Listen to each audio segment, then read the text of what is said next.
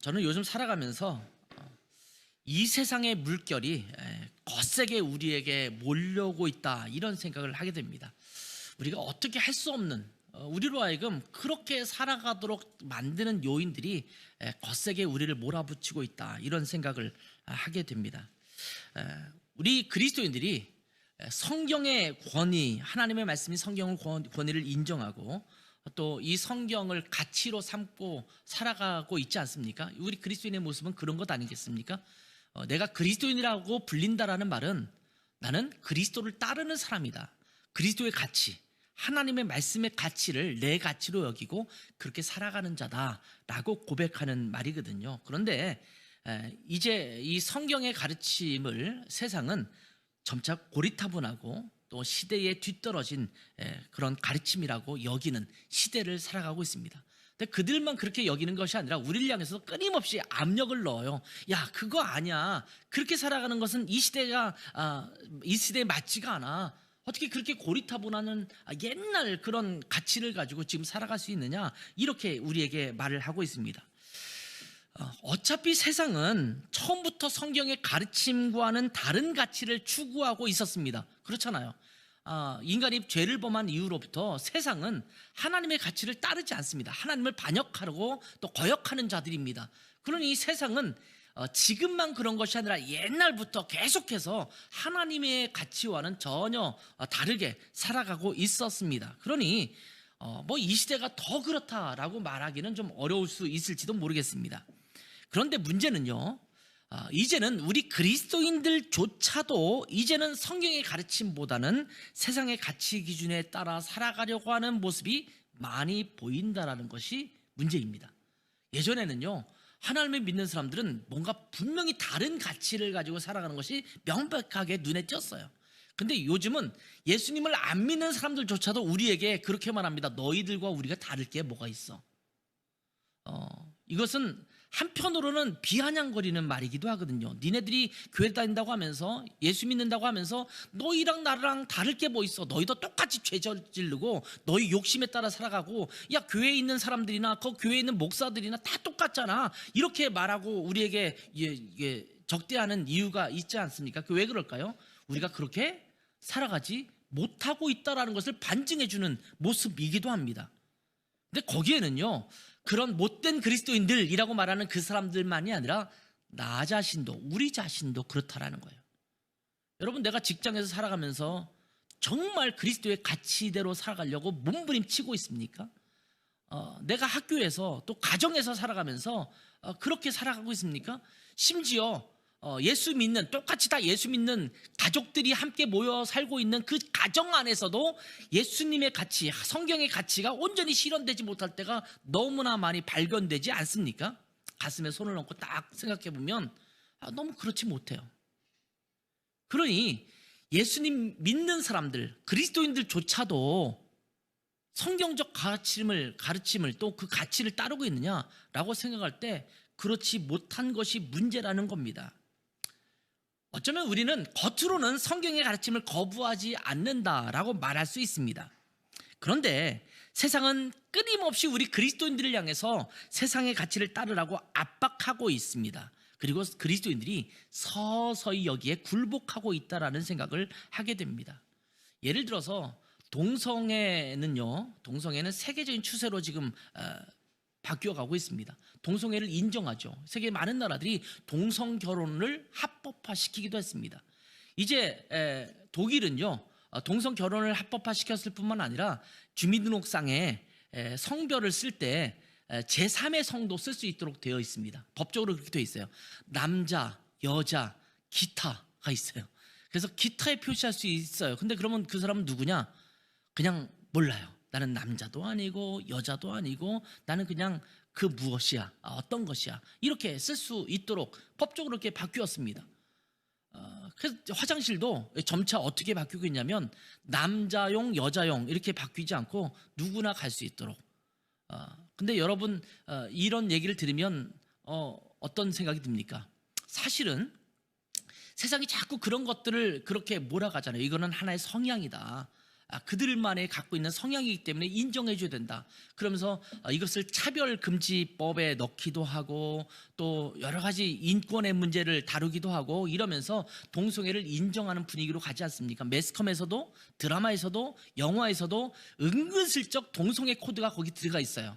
뭐 남자가 남자를 좋아하는 것이냐, 니네 잘 서로 어울리는 것 같아, 니네 차라리 둘이 결혼하면 어떠냐, 이런 농담을 주고받으면서 거기에 그런 것들이 우리 가운데 몰아가고 있거든요. 그러니까 이슬비에 옷이 젖는 것처럼 서서히 그것에 대해서도 우리가 인정해줘야 되는 것 아니냐, 이런 생각을 갖고 있을 때가 참 많습니다. 그래서 그리스도인들에게 이렇게 설문조사를 해봐도 동성애에 대해서 어떻게 생각하느냐 그러면 동성애 뭐 세계적인 추세이고 또 요즘은 그런 사람도 많고 그건 성향 아니냐, 그러니까 인정해 줘야 된다, 이렇게 표시를 하는 사람들이 많습니다. 그러니까 그리스도인인데도 불구하고 인정하지 않는 거예요. 근데 문제는요 어디에서 나타나냐면 실제로 그런 분들에게 당신의 아들이, 당신의 딸이 동성을 데리고 와서 결혼하겠다고 하면 어떻게 하겠습니까? 라고 하면 그건 안 되죠. 어떻게 내 딸이, 내 아들이 그럴 수 있어요? 굉장히 이중적인 모습을 보이고 있는 것이 우리의 모습이라는 거예요. 야, 그거 인정해줘야 되는 거 아니야? 괜찮은 것 아니야? 겉으로는 이렇게 말해. 왜? 그렇게 말해야지 사람들이 야, 저 사람 포용력이 있고 저 시대를 앞서가고 있는 사람이구나, 이렇게 인정받을 것 같으니까 그렇게 자꾸 받아줘요. 그런데 실제로 자기에게 그런 일이 일어난다면 그건 있을 수 없는 일이지. 내 자녀가 어떻게 동성하고 결혼을 하겠어? 이렇게 말하는 분이 많다는 말이죠. 여기 있는 분 중에서 자녀들이 남자인데, 아들인데 여자를 데리고 오지 않고 남자를 데리고 와서 나랑 결혼할 사람입니다, 사랑하는 사람입니다, 이러면 와, 너는 정말 시대를 앞서가는구나, 축복한다, 야, 너가 그렇게 앞서가는 인물이었다는 것을 내가 진작 몰랐네, 나 존경한다, 이럴 분들이 몇이나 있겠습니까? 여러분의 딸이 또 여자를 데리고 와서 그렇게 한다면 그것을 선뜻 받아줄 분이 몇 분이나 되겠습니까? 이것은 난크리스천도 사실은 쉽지 않은 부분이에요. 많은 분들이 그렇게 생각을 하고 있고, 심지어 뭐 자녀들이 동성 결혼을 한 부모님들이 있잖아요. 그 부모님들도 지금은 그래서 동성애를 찬성하지만 처음에는 쉽지 않았다, 이런 얘기를 하거든요. 그러니까 그게 우리에게 쉽게 다가올 수 있는 그런 부분은 아니라는 말씀입니다.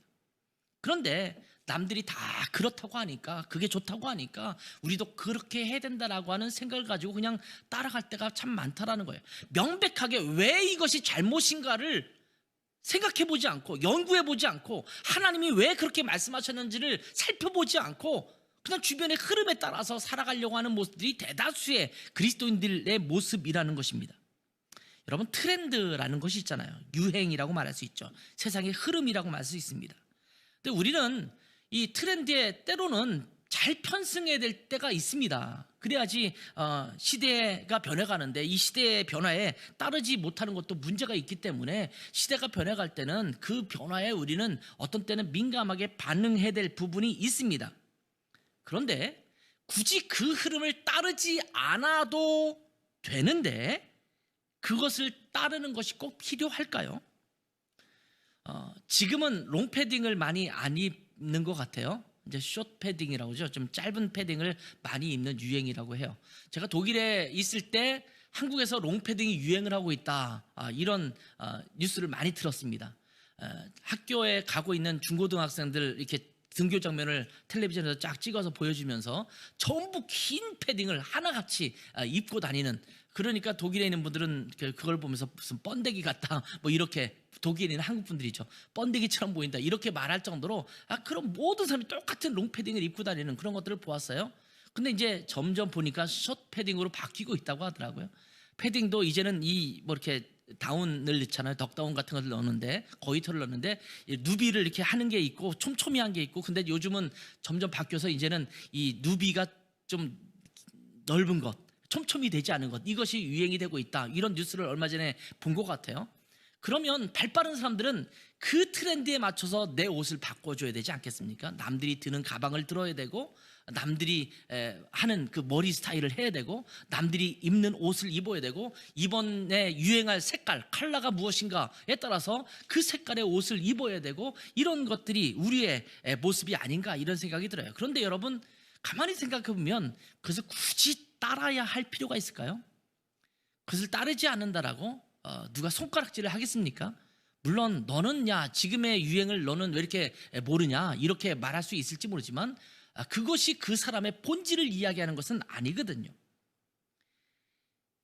내가 몰라서 안 하는 것은 문제가 있을 수 있을지 모르지만 내가 알매도 불구하고 나만의 특색을 그대로 살려가는 사람이 정말 멋있는 사람 아니겠습니까?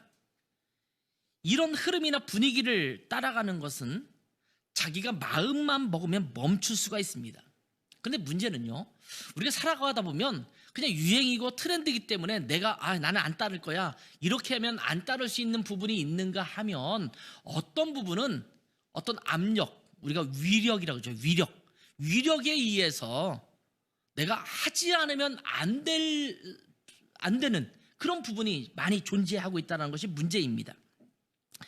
보통 우리가 법률 용어에도 보면 위력에 의한 폭행, 위력에 의한 성추행, 이런 물도 쓰거든요. 그 위력이라는 것은 영어로 번역을 한다면 power라는 말이나 authority라는 단어로 사용할 수 있는 그런 부분이에요. 그러니까 어떤 힘이나 권력에 의해서 내가 굴복하지 않으면 불이익을 받기 때문에 내가 할 수 없이 그것에 순응해야 되는 거예요.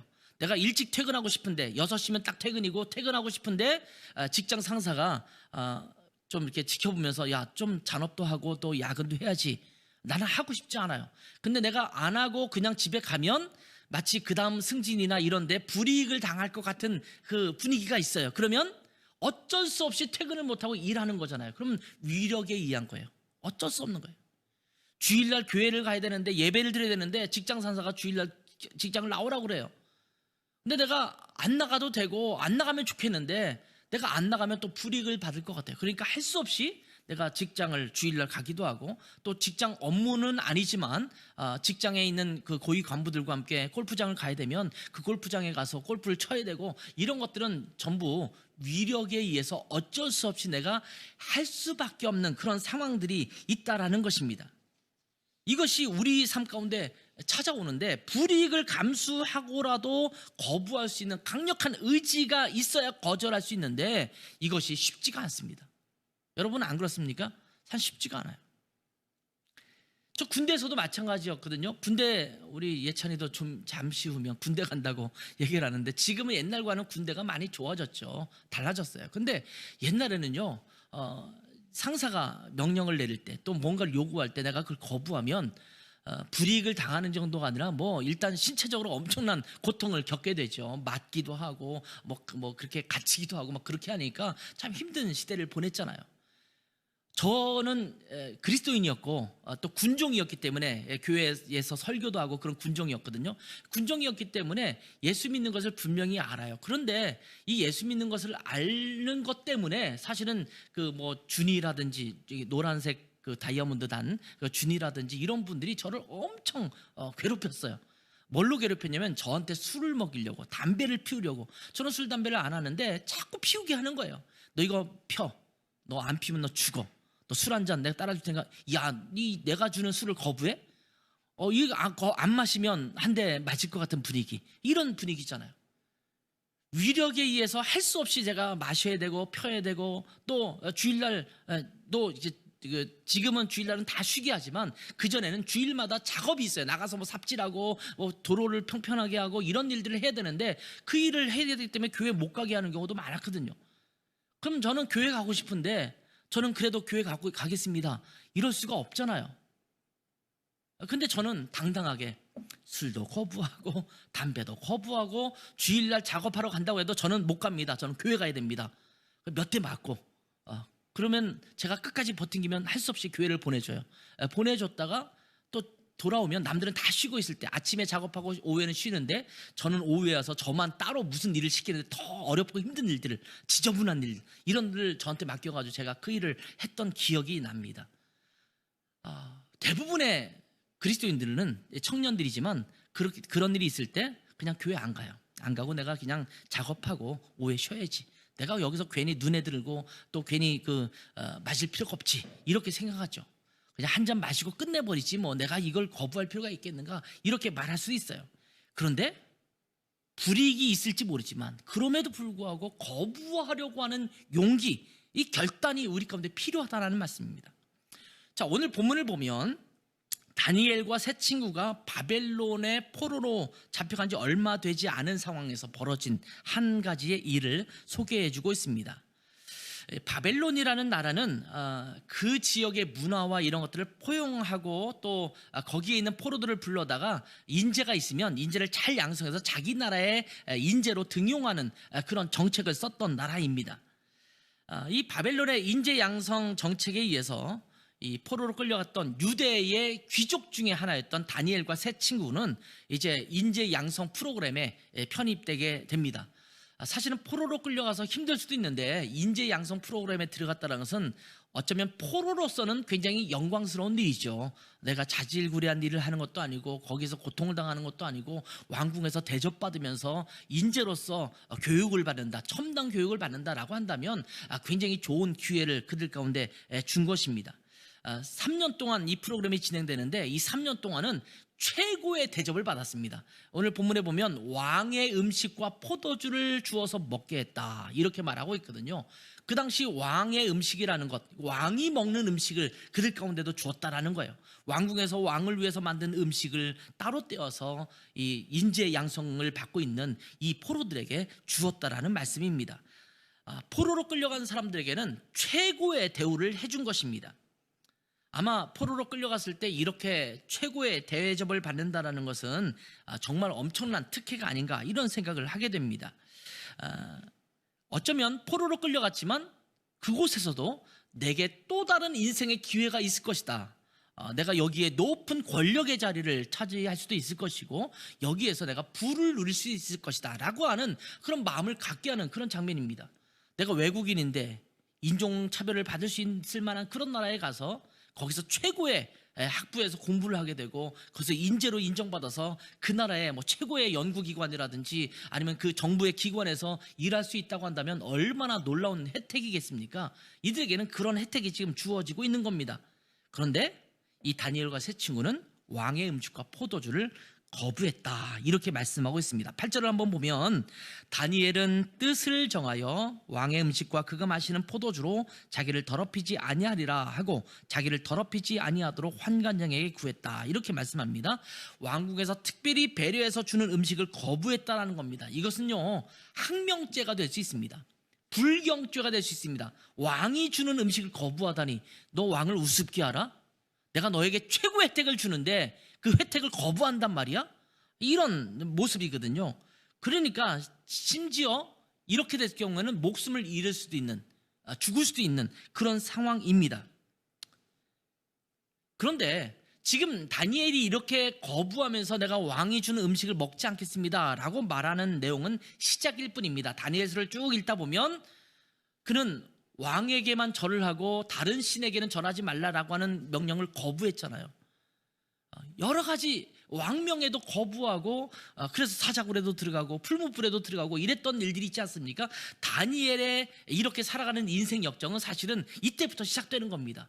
처음부터 끝까지 다니엘은 하나님이 원하시지 않은 것은 단호하게 거부하는 용기와 결단을 갖고 살았던 사람인 것을 알게 됩니다.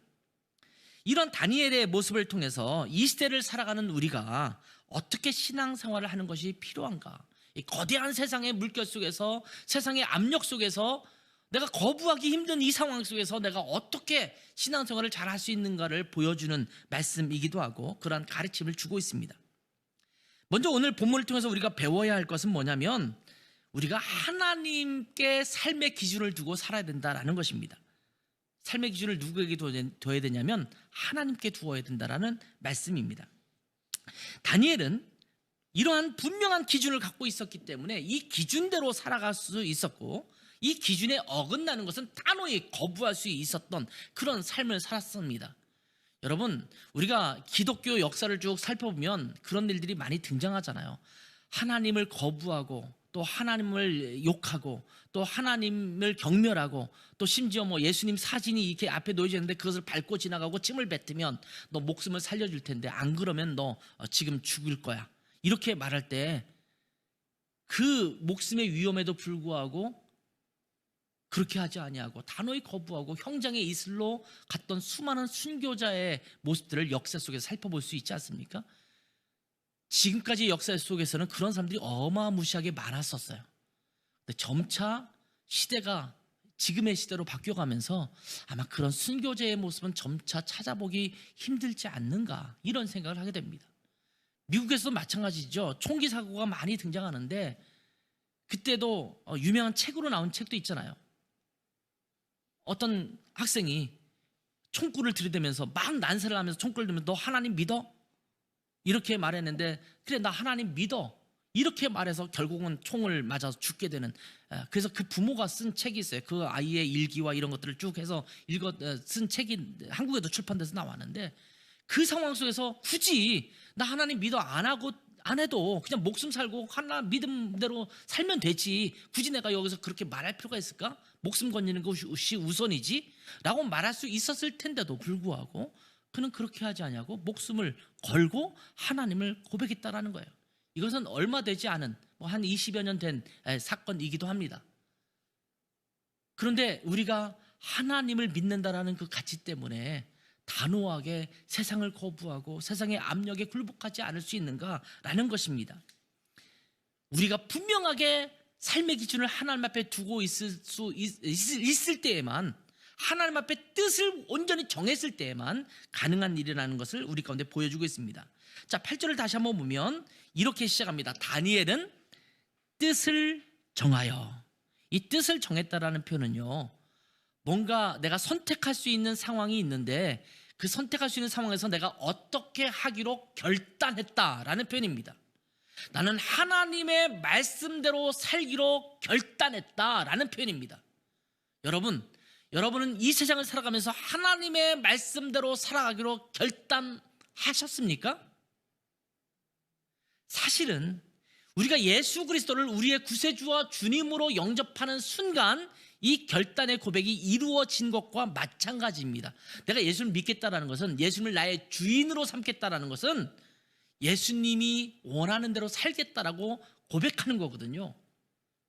그렇다면 우리 모든 그리스도인들은 내가 하나님의 말씀대로, 하나님의 가치 기준대로 살기로 마음에 결정했습니다 라고 고백하는 사람들입니다.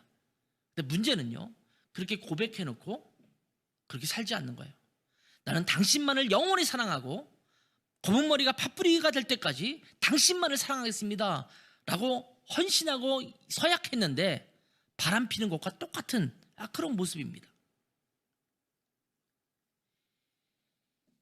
다니엘과 이 세 친구는 왕의 음식과 포도주를 먹지 않은 것이 단순한 이유가 아니라 어떤 기준에 의해서 분명한 결단을 내렸다는 것을 보여주고 있는 겁니다. 왜 다니엘은 왕의 음식과 포도주를 먹지 않았을까요? 가장 큰 이유가 신앙적인 이유입니다. 여러분, 바벨론의 신에게 드리는 제사 음식이죠. 이 신에게 드리는 제사 음식에는 이스라엘과는 좀 다른 음식이었습니다. 그러니까 거기는 돼지고기도 신에게 드리기도 해요. 근데 돼지고기는 유대의 율법에서는 먹을 수 없는 부정한 음식이잖아요. 그러니까 그런 부분에서 벌써 차이가 명백하게 나뉘어지거든요. 여러분, 지금 이슬람권 사람들이 있지 않습니까? 이슬람권 사람들이 한국에도 많이 와서 살고 있습니다. 근데 그 사람들은 할랄 음식이라고 하는, 그러니까 짐승을 도륙할 때 거꾸로 매달아서 피를 다 뺀 다음에 그렇게 해서 의식을 치르고 잡아야지만 그 음식을, 그 동물을 먹을 수 있거든요. 그 고기를 먹을 때. 그래서 그걸 할랄 음식이라고 말해요. 할랄에 의해서, 기준에 의해서 명백한 것만 먹게 돼 있어요.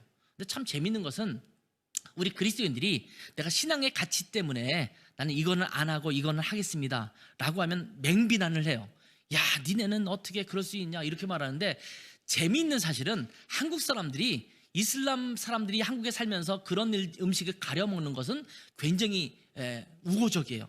그래야지, 니네들이 신앙을 갖고 있으면 그대로 해야지, 이게 그 사람 배려한다고 생각해요. 근데 신기하게 그리스도인들에게는 나는 예수 믿기 때문에 이거 안 먹어, 또는 이렇게 안 할 거야 라고 말하면, 야, 왜 그래, 너 그딴 식으로 살면 되겠어? 이런 압력을 가하는 굉장히 이중적인 잣대가 우리 사회 속에 있어요.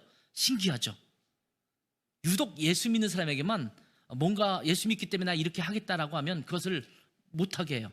근데 다른 사람들, 또 다른 종교를 믿는 사람이 뭔가를 그렇게 믿음의 이유 때문에 한다 그러면 배려해줘요. 이 기독교에 대한 굉장한 그 반감이 아마 사회에 만연되고 있다는 것을 보여주고 있는 겁니다. 그 당시에 왕에게 드려졌던 음식은요, 제사로 드려졌던 동물들을 사용했습니다. 왜냐하면 그들의 우상에게 드린 제사에는 최상의 동물을 잡아서 드리거든요. 제사를 드릴 때는 신에게 드리는 거기 때문에 정말 깨끗하고 최고 품질의 그런 것들을 드려서 제사를 드리죠. 그리고 그렇게 제사를 드렸던 것을 왕이 먹는 거예요. 그러니 왕에게 최상의 음식을 주어지는 음식이 이 왕의 음식인데, 이것은 제사상에, 우상에 드렸던 제사상으로 들어갔던 음식이라고 생각하시면 됩니다. 여기에는 율법이 금한 음식도 있지만 또 우상에게 드렸던 음식을 내가 먹는 것이기 때문에 명백하게 이것은 하나님을 불경하게 여기는 그런 것으로 여겨졌기 때문에 그들은 거부한 거예요. 내가 이것은 거부하겠다. 내가 하나님을 믿는데, 율법을 지키는 사람들인데, 내가 유대인인데, 그렇다면 내가 이렇게 살지 않겠다라고 말하고 있는 것입니다. 어쩌면 대충 타협적인 태도를 보였을 수도 있었을 것입니다. 우리가 포로로 와서 끌려서 죽게 됐는데 어쩔 수 없는 상황이니까 먹어도 되지 않겠냐. 여기는 지금 이스라엘이 아니잖아. 지금 우리는 바벨론에 와 있잖아. 어떻게 하겠어? 라고 타협할 수도 있었을 것입니다. 아니면 음식을 그냥 받아놓고 먹지 않으면 되지, 내가 남기면 되지, 아마 이렇게 생각할 수도 있었을 것입니다. 그런데 다니엘은 뜻을 정하여 그 음식들을 거절한 것입니다. 말씀드렸다시피 이것을 거절할 경우에 이들의 목숨은 잃을 수도 있는 그런 것이었습니다. 그런데도 단호하게 그 음식과 포도주를 거절한 것입니다. 때로 세상은 우리에게 성경적 가치에 어긋나는 것을 요구해옵니다. 그럴 때 단호하게 거부할 수 있는 용기, 이것이 여러분에게 있습니까? 아니야, 나는 예수님 믿기 때문에, 성경에서 이것을 원하지 않기 때문에 나는 그렇게 살지 않을 거야 라는 용기와 결단을 갖고 있습니까? 내가 말씀대로 살기로 원하기 때문에, 성경의 가치를 따르기 때문에 이것을 내가 따르지 않겠다라고 하는 거부할 수 있는 용기, 이것이 이 시대에 우리 그리스도인들에게 필요한 겁니다. 그렇지만 이 다니엘이 막무가내로 거절한 것은 아니었습니다. 다니엘이 이것을 거절할 때, 야, 어떻게 그 우상에게 섬겼던 것을 내가 먹을 수 있어? 이 더러운 것들을 나는 안 먹어. 이렇게 말했으면 말하기도 전에 뺨 한 대 맞고 끌려갔을지도 모르겠어요. 그런데 이 다니엘은 환관장에게 정중하고 지혜롭게 요청합니다. 8절에 보면 환관장에 구했다라는 말을 했잖아요. 간청했다라는 말이에요. 이거 좀 부탁인데 내가 좀 안 먹었으면 좋겠다, 이렇게 말했죠. 여러분, 우리가 하나님의 뜻을 따르겠다라고 할 때 무례한 것이 용납되는 것이 아니에요. 종종 그리스도인들 중에서는 내가 하나님의 뜻을 따른다라는 이유 때문에 상대방에게 무례하게 태도를 취해요. 내 직장 상사에게 무례하고, 부모님에게 무례하고, 주변 사람들에게 무례하게 행동해요. 그래서 그들에게는 어떻게 인식이 되냐면, 야, 저 예수 믿는 사람들은 왜 이렇게 무례한가, 이렇게 생각을 갖게 할 때가 참 많습니다. 하나님의 뜻을 따르겠다고 하면서 무례하게 구는 것을 조심해야 합니다. 무례한 접근은 오히려 반감을 사게 해서 하나님의 뜻을 행하지 못하게 되는 결과를 가져오기도 합니다. 자, 다니엘과 이 친구들을 관리하는 환관장이 걱정하는 게 뭘까요? 왕의 음식을 먹고 안 먹고가 걱정이 아닙니다. 그들이 걱정하는 게 뭐예요?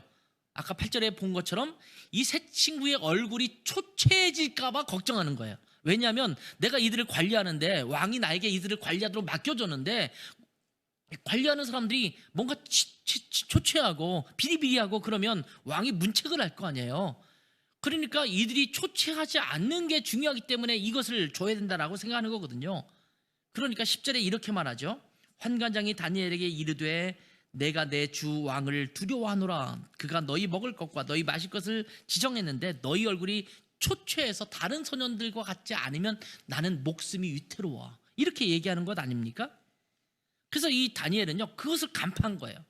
그래서 자기를 관리하는 감독자에게 요청합니다. 11절을 보면 보통 우리가 환관장에게 다니엘이 요청했다라고 말을 하는데 11절은 보면 그렇게 표현되어 있지 않죠.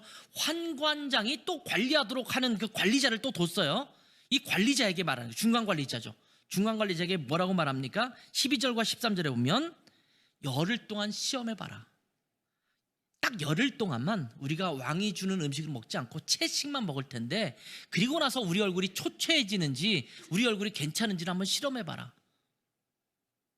이렇게 말한 거거든요. 얼마나 지혜롭게 접근했습니까? 내가 무조건 거부하겠다는 것이 아니다. 너희가 요구하는 것은 우리의 피부가, 우리의 얼굴이 초췌해지지 않고 제대로 영양분을 공급받는 것 아니냐. 그런데 그 왕의 음식을 먹지 않아도 우리는 건강하게 살 수 있다라는 것을 보여주겠다라는 거예요.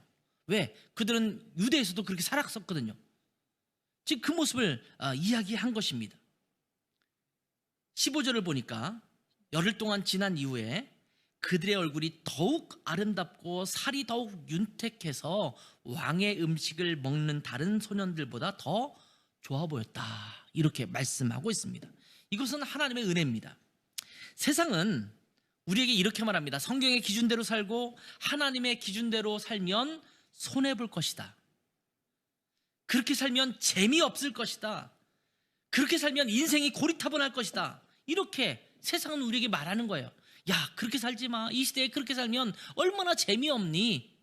야, 그렇게 사는 거 아니야, 이 세상은. 이렇게 이야기할 것입니다. 그런데 성경의 기준대로 우리가 살아간다 하더라도, 하나님의 기준대로 살아간다 하더라도 이 세상을 참 의미 있게 살 수 있습니다. 믿으십니까? 나이트클럽에 가서 춤추지 않아도, 술을 즐기지 않아도 우리가 이 세상을 더 재미있고 익사이팅하게 살 수 있어요. 술 마시는 사람들은 이렇게 말합니다. 술을 마시면 스스럼 없이 함께 교제할 수 있고 교제가 더 잘 된다 라고 이야기합니다. 저는 단호하게 말합니다. 술 없어도 우리 그리스도인들은 밤새도록 더 깊이 있는 교제를 나눌 수 있다. 믿으십니까? 저는 인생을 살아오는데 오히려 술 먹고 그러시는 분들보다 술이 없어도 더 깊은 교제를 많이 나눴었어요. 정말 심도 깊은, 마음을 울리는 그런 교제를 나눴어요. 담배를 피지 않아도 내게 주어진 스트레스를 피할 수 있는 일들이 얼마나 많은지 몰라요. 내가 욕지거리를 하지 않아도 다른 사람에게 내가 무시당하지 않고 당당하게 나의 모습을 보여줄 수 있는 그런 요소들이 참 많습니다. 어떤 사람은 담배를 피우면 마음이 편안해진다라고 말하죠. 그러니까 내가 담배를 핀다, 근심이 있을 때 핀다, 이렇게 얘기를 해요. 담배 없어도 주님께서 주시는 평안함을 누릴 수 있는 것이 그리스도인 아닙니까? 세상에서 이래야 된다 저래야 된다라고 말하는 그 수많은 이유들이 있지만 그것을 단호하게 다 거부한다 하더라도, 하나님의 말씀대로 살더라도 내 인생 재미있을 수 있습니다. 내 인생이 더 존귀해질 수 있습니다. 내가 더 평안할 수 있습니다. 믿으십니까? 이게 그리스도인이에요. 근데 세상은 자꾸 아니야, 그렇게 하면 고리타분하고 재미없고 그럼 편안하지 않고 이렇게 말하는 거죠. 성경의 기준대로 살아가면 손해볼 것 같지만 나중에 손익계 산서를 떼어보면 하나님이 더 큰 축복으로 우리 가운데 갚아주십니다. 세상이 내게 원하지 않는, 또 하나님께서 기뻐하시지 않는 그 무엇인가를 요구해 올 때 지혜롭게 거절할 수 있어야 되고, 오히려 더 멋지고 풍성한 모습을 보여줄 수 있는 것이 우리 그리스도인이어야 합니다. 다니엘과 세 친구는 기름지고 고급진 왕의 음식을 거절하더라도 하나님께서 그들을 윤택하게 할 것이라는 믿음이 있었습니다. 하나님을 온전히 신뢰할 수 있기 때문에 그런 요청을 드릴 수 있었던 것입니다. 하나님은 하나님 앞에 믿음을 지키고 애쓰며 하나님의 뜻에 온전히 따르기를 원하는 결단하는 이들을 보호하시고 책임지시는 분이십니다. 그러니 우리가 지혜롭게, 걱정하지 마, 너가 이렇게 말하는 것을 하지 않아도 내 인생 더 멋질 수 있을 거야, 이렇게 말하면서 지혜롭게 세상의 요구를 거부할 수 있는 용기가 여러분 가운데 있기를 바랍니다. 자, 사람들은 눈앞에 보이는 이득에 관심을 가집니다. 그렇지만 대개의 경우 오랜 시간과 고난의 시간을 지내고 나면 더 풍요로운 열매를 갖게 됩니다. 우리는 고난받는 거 싫어하잖아요. 여러분 고난받는 거 좋아하십니까? 저 싫어합니다. 저는 싫어합니다. 절대 저한테 고난 주지 마세요. 고난받는 거 싫어요. 역경 싫습니다. 그런데 그럼에도 불구하고 그 역경과 고난이 필요할 때가 있습니다. 예를 들면 피아노를 친다고 했을 때 한국에서는 여전히 지금 바이엘부터 시작하나요? 한국도? 지금도 그렇군요. 옛날부터 우리 한국에서는 피아노 칠 때 바이엘을 시작하죠. 그 다음에 체린으로 넘어가고 뭐 이런 식으로 쭉 단계가 있어요. 제가 독일 가서 살아보니까 바이엘을 모르더라고요. 피아노 전공하신 분들이 우리 아이 피아노를 시키는데 바이엘이 뭔지 몰라요. 그래서 제가 깜짝 놀랐어요. 바이엘을 왜 모르지? 피아노를 치려면 바이엘부터 시작돼야 되는데. 근데 저는요, 제가 피아노를 좀 쳐보고 싶어서 고등학교 때 처음 바이엘 그 피아노 교본이 집에 있어서 그걸 갖다 놓고 치기 시작했어요. 띵딴 띵딴 띵딴 딴딴딴딴딴딴딴딴딴 이 멜로디 아세요? 바이엘 칠 때 처음에 나오는 거예요. 근데 바이엘 그때 상학원으로 돼서 상권을 다 치는데도 너무 재미가 없는 거예요. 야, 이걸 내가 언제 뚱땅거리고 있어야 되느냐.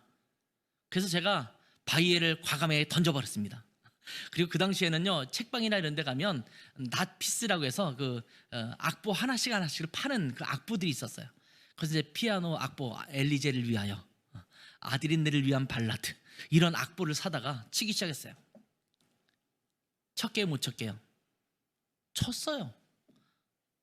아드린네를 위한 발라드 제가 칠 줄 압니다. 근데 저에게 누군가가 당신 피아노 칠 줄 압니까? 그러면 저는 못 쳐요, 이렇게 대답을 해요. 아드린네를 위한 발라드만 치는 거예요. 그거 쉽지는 않거든요. 근데 제가 열심히 연습해서 그 곡을 익혔습니다. 지금은 하도 안 치니까 조금 서툴긴 합니다만 지금도 대충 치라고 하면 쳐요.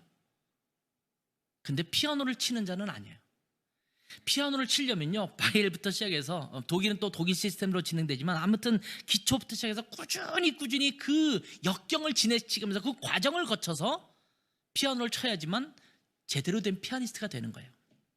테니스도 마찬가지고 골프도 마찬가지예요. 그냥 필드에 나가서 골프를 칠 수 있겠지만 그럼 타수가 안 줄어요. 잘 배우고 테니스도 폼을 잘 배워서 익혀야지만, 그 지난한 과정을 거쳐야지만 그것을 즐길 수 있는, 진짜 즐길 수 있는 그런 사람이 되는 거예요. 근데 우리는 그 고통 싫거든요. 그래서 하나님 싫어요. 나 그 역경 싫어요. 고난 싫어요. 지금 당장 나에게 그냥 평안한 거 주세요. 이렇게 말할 때가 참 많습니다. 여러분, 우리가 정말 그냥 대충 칠 수 있고 필드에 나가서 함께 지낼 수 있지만 실력이 제자리인 사람이 돼서는 안 된다라는 말이에요. 하나님의 기준대로 살아가는 사람들은 지금 어쩌면 손해를 보는 것처럼 느낍니다. 불이익을 당하는 것처럼 보입니다. 그런데 이렇게 하나님의 기준대로 살아가는 자들에게는 반드시 하나님께서 축복하실 줄 믿습니다. 하나님은 그런 분이세요. 정말 그분은 좋으신 분이세요. 다니엘과 세 친구도 왕궁에서 특별 대우 받으면서 산의 진미를 즐기면서 바벨론의 문화를 몸에 익히고 또 그것을 즐길 수 있지 않았겠습니까? 그들이 지금 그 당시 10대였거든요. 15세, 16세 요 정도 됐다고 보거든요.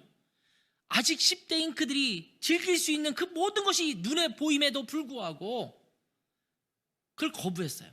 환관장의 눈에 들도록 거기서 그들의 눈에 들어서 그 라인을 잘 타서 내가 좀 더 좋은 자리, 좋은 위치에 갈 수 있도록 그렇게 애를 쓸 수도 있었는데 그렇게 하지도 않았습니다. 왜? 그렇게 하다 보면 어느 날 그 줄이 끊어져서 곤두박질 칠 때가 있거든요. 내가 라인을 잘 잡았다고 생각하는데 그 튼튼한 동아줄 같은 그 라인이 어느 순간 지나가다 보니까 썩은 동아줄처럼 뚝 잘리는 그 순간 그냥 곤두박질 치는 거거든요. 3년 동안 궁중에서 인재 양성 교육을 모두 마친 후에 다니엘과 이 세 친구에게 나타난 모습이 무엇이었느냐? 탁월함입니다. 탁월함. 17절은 이렇게 말합니다. 하나님이 이 네 소년에게 학문을 주시고 모든 서적을 깨닫게 하시고 지혜를 주셨으니 다니엘은 또 모든 환상과 꿈을 깨달아 알더라. 자, 왕의 음식도 먹지 않았다면 아마 이들은 나름대로 하나님의 율법대로 계속 살아가려고 애썼을 것이라고 저는 믿습니다. 어쩌면 이 기간 동안에 늘 주변의 감시 속에서 교육을 받고 있었기 때문에 또 궁궐의 다른 사람들과 함께 교육을 받으면서 살았기 때문에 유대의 그대 율법과 유대의 말씀대로 그대로 살아가는 것이 쉽지는 않았을 것이라고 저는 충분히 생각할 수 있습니다. 여러분, 우리가 직장 다니면서 또 학교 생활하면서 예수 믿지 않은 사람들과 함께 어울려 지내면서 하나님의 말씀대로 살아가는 것이 쉽지 않잖아요. 그렇다면 구약시대 때 바벨론에서 살아가는 유대인들이 믿음을 지키고 살아가는 것이 쉬웠을까요? 저는 결코 쉽지 않았을 것이라는 생각이 들어요. 근데 3년 동안 그렇게 버틴 거예요. 그런데 그들에게 나타난 것이 뭐냐? 탁월함이었다라는 거예요. 탁월함. 자, 이들의 탁월함은 누가 주셨느냐? 하나님이 주셨다라고 말합니다. 17절 이렇게 말하죠. 하나님이 그들에게 지혜를 주시고 서적을 전부 깨닫게 하셨다라는 것입니다. 다니엘에게는 영적인 눈도 열어주셨습니다. 이 탁월함은요, 하나님께서 주시는 것입니다. 성경은 이 탁월함은 바벨론의 모든 박수와 술객보다 더 나았다. 심지어 19절과 20절에 보면 10배나 나았다. 이렇게 말하고 있습니다. 여러분, 술객과 박수 이렇게 말하니까 뭐 무당, 뭐 점쟁이 이렇게 표현하는데 그 당시에는요, 이 술객이나 점쟁이 같은 사람이 어떤 사람들이냐면 천체를 연구하는 학자 같은 사람이에요. 예전에 우리나라 조선시대의 장영실 같은 사람이에요. 천체를 보고 어떻게 세상이 돌아갈 것인지를 파악하고 절기도 연구하고 이랬던 사람들이 이제 이 점술과 술객 이런 식으로 표현되거든요. 이 사람들은 제사장 역할도 하고 신탁, 하나님으로부터 뭔가 그들의 신으로부터 뭔가 이야기를 받아서 전달하기도 하기 때문에 그 나라에 굉장히 높은 직책에 있는 사람들이 많았습니다. 근데 이런 사람들보다 오늘로 따지면 무슨 연구단체죠. 정부의 연구단체에 일하고 있는 그 모든 사람보다 더 탁월했다. 10배나 더 탁월했다. 이렇게 말씀하고 있는 것입니다. 하나님 앞에 온전히 서려고 했을 때 그 당시의 술객과 박수들보다 더 탁월한 능력을 하나님께서 그들 가운데 주셨다는 겁니다. 왜 그럴까요? 다니엘과 세 친구들이 믿는 하나님은 만주의 주이시기 때문입니다. 만왕의 왕이시기 때문입니다.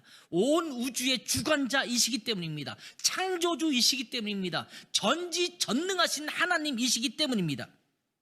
그렇기 때문에 하나님만 온전히 의지하고 하나님의 뜻을 따라간다면 하나님께서 우리에게 모든 것 위에 뛰어난 삶을 살게 해주실 것입니다. 다니엘과 세 친구들이 이것을 삶으로 그냥 보여준 겁니다. 바벨론이라는 사회 속에서 하나님의 기준으로 당당하게 세상에서 살아가는 자들에게는 하나님께서 주시는 축복을 누리게 될 줄 믿습니다. 하나님의 기준대로 따라 살겠다라고 마음에 결단하고 뜻을 정한 자들에게는 하나님께서 이러한 복을 반드시 누리게 해주실 줄 믿습니다. 자, 우리 그리스도인들은 세상에 하나님의 뛰어남을 드러내는 삶을 살아가야 하는 자들입니다. 여러분, 그리스도인들이 세상에서 비리비리하게 살아가서는 안 돼요. 우리를 볼 때 야, 저런 탁월함이 있구나, 저런 지혜가 있구나, 저 사람들은 나랑 믿음이 또 신앙이 다른데 그럼에도 불구하고 세상을 바라보는 지혜가 있는 자들이구나, 이렇게 보여져야 합니다. 근데 참 안타까운 것은 요즘 그렇지 못한 경우가 참 많아요. 오히려 역사의식도 없고 세상을 바라보는 영민함도 없고 지혜도 없다라는 이야기를 들을 때가 너무나 많잖아요. 여러분, 우리 그리스도인들은 그런 자들이 돼서는 안 되는 거예요. 세상의 흐름을 따라 살아가면서 처세술 때문에 승승장구하는 삶은 사상두각처럼 어느 날 갑자기 무너져 내릴 수도 있을 것입니다. 그러나 하나님의 말씀에 따라, 성경적 가치에 따라, 하나님의 기준에 따라 뜻을 정해서 하나님의 말씀대로 살아가는 자들은 마지막 승리를 하게 될 줄 믿습니다. 세상은 우리에게 세상의 가치를 따르라고 압력을 가해옵니다. 지금도 끊임없이 가해옵니다. 그렇지 않으면 너는 이 세상에서 왕따가 될 것이다, 외톨이가 될 것이다, 이렇게 비아냥거립니다. 그런데 살아있는 물고기는 물결을 거슬러 올라갑니다. 독일의 극작가이면서 시인인 베르톨트 브레히트라는 사람이 있어요. 이 사람이 이런 말을 했습니다. 누어 토테 피쉬 슈빈맨 미템 스톰. 독일어로 쓰여졌죠. 이게 모르죠, 여러분은? 누어 토테 피쉐. 토테 피쉬는 누어라는 것은 only라는 거거든요. 토테, 죽은 물고기는 슈빈맨, 수영한다. 밑댐 스톰, 흐름에 따라서. 그러니까 직역을 한다면 죽은 물고기만이 흐름과 함께 수영을 한다. 이게 좀 어색하죠. 그래서 저는 이거를 그냥 우리네 말로 번역을 이렇게 합니다. 죽은 물고기만이 물결을 따라 흘러간다. 살아있는 고기는 거슬러 올라간다는. 그냥 물결에 따라 흘러가는 건 죽은 물고기만이 그렇다는 것을 이야기하는 것입니다. 우리 그리스도인이 그리스도의 생명을 가진 살아있는 그리스도인들이라면 세상의 흐름을 따라 살아가는 자들이 아닙니다. 살아계신 하나님의 말씀에 따라 세상을 거슬러 올라가는 믿음의 삶을 살아가야 될 줄 믿습니다. 우리가 다니엘처럼 또 새 친구처럼 그런 믿음의 결단을 가지고 우리에게 주어진 세상에서 승리하는 삶이 되시길 바랍니다. 이번 한 주간도 일상의 삶 속에서 세상의 흐름을 거부하는 용기를 가지고 하나님께 뜻을 정하여 세상에서 뛰어난 하나님을 드러낼 수 있는 복된 삶이 사라지기를 주님의 이름으로 축원합니다. 기도하겠습니다. 하나님 아버지, 세상은 하나님께서 우리에게 말씀하시는 대로 살아가기보다는 세상이 보여주고 있는 그 흐름에 따라 살아가라, 이렇게 우리에게 요청하고 있습니다. 그러나 하나님, 저희는 예수 그리스도를 구세주와 주님으로 모셔드린 그 순간 하나님의 말씀대로 그리스도를 따라 살겠다라고 고백한 자들인데, 우리가 하나님께 뜻을 정해서 세상의 흐름을 거부하고 하나님의 생명을 갖고 있는 하나님의 사람으로서 이 세상의 흐름을 용기 있게 거슬러 올라가 하나님의 위대하심을, 하나님의 탁월함을, 하나님의 지혜를 이 세상에 보일 수 있는 거룩한 삶을 살아가는 모든 우리 성도들 될 수 있도록 축복해 주시옵소서. 예수님의 이름으로 기도했습니다. 아멘.